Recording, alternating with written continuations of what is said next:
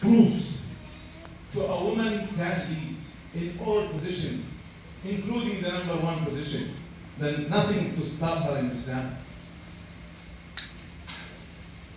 So we must fix our understanding of Islam itself first. And we must clean our Islam from tradition. Many of our young men and women who have rejected Islam or became atheists, they have problems with Islam. So when I discuss with them, I ask them this simple question first. Do you have a problem with Islam itself? Or do you have a problem with the Islam of Arabia? It's very simple, huh? What you see is not what you get. Most of the Islam that we see today is not necessarily the Islam of Muhammad sallallahu alaihi wasallam. It is the interpretations, it is the understandings of the scholars present and in the past, and it is mixed with tradition. So much mixed with tradition that sometimes we do not recognize the difference. So we must clean up our Islam, and that is the problem of thought. The fifth problem is the problem of leadership. And when I do my leadership seminars, I usually explain the problem by saying the following joke.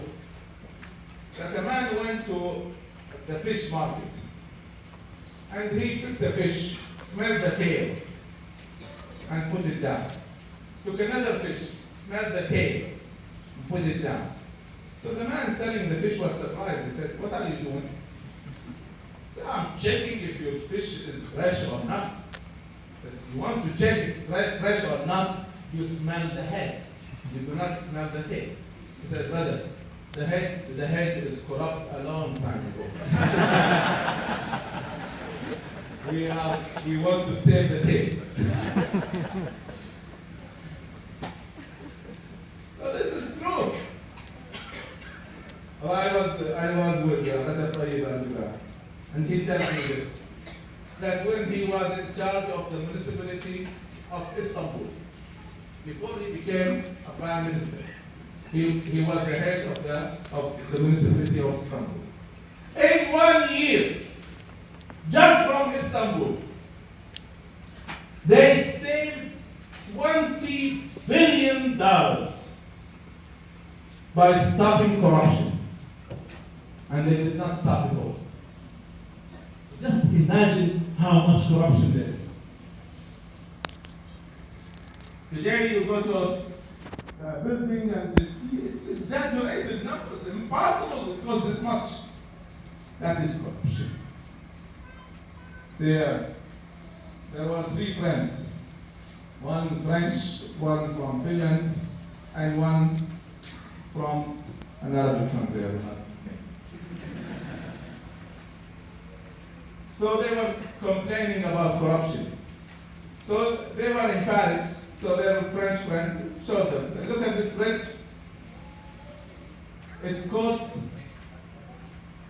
200% the actual cost, and that is corruption. It should have costed 100 million, it costed 200 million. So they went to Finland, and he said, "We also have corruption. This cost 100 million, and the actual they pay for it 120 million, which is much less corruption."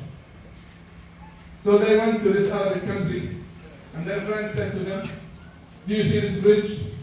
They said, "Do you see this bridge? It costs 500 million. They said, "What bridge?" They said, "Yes."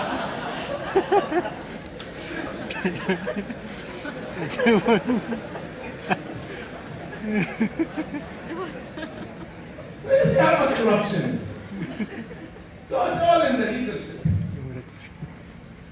We have done full studies on problems of organizations. Wallahi, I tell you, no matter what you look for, at the end you will see.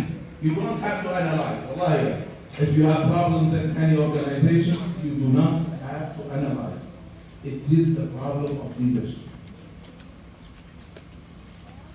Wallahi, I'm telling you as an expert of leadership. You can blame your members, they have no tarbiyah. Wallahi, it's always there.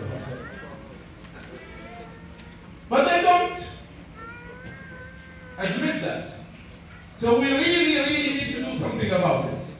And that is part of making our future correct. Now, these problems, we also have good things about us. Not everything that we have today is bad. And one of the core competencies, as they call them in management today, of the Muslim Ummah is that we are a young nation. We are a nation of the youth. Percentage of the youth in Muslim and Arab countries is more than 60%. In some countries, 75%. I'm talking 25 and younger. While in Japan, it is 20%. Or in France, it's 24%. So we are a young nation, full of young men and women. And these young men and women are enthusiastic. They dream about the greatness of Islam, how we led humanity, how we were the leaders of science, and they want to do it again. They are fed up with dictators. That's why they filled the streets of Egypt and Tunisia, etc. They were killed in hundreds, but they still came down. Because this is their dream. Young men and women have dreams. All people don't. They don't. So, this is one of the strengths of the Muslim Ummah. Another strength of the Muslim Ummah is that Muslims are the greatest nation on earth today in adhering to religion. Even those who don't pray and don't fast and commit adultery, they respect religion and scholars, and they feel sorry for themselves. There was a study done by Gallup, the famous company that does surveys in different countries in the world. In France, the number of people who said religion is an important part of our life was close to 20%. I think it was 26%. Religion is an important part of our life. Indonesia, 99%. 10%. Saudi Arabia, 98%. Egypt, 98%. And so, there's no other nations on earth that are more religious than us. So I tell my American friends, say, you cannot understand us unless you understand our religion. See, we are the only nation on earth that if we sing, we say Allah, Allah. Even when they are sinning, they say Allah. There was I'm sorry for this example, but this shows you that there was an interview on TV with a belly dancer, a famous belly dancer from Egypt. And they asked her, what is the secret of your success? She said, I never go to perform without reading Ayatul Kursi.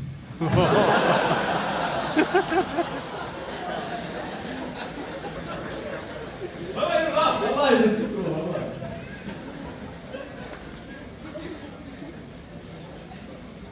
And I can give you hundreds of examples.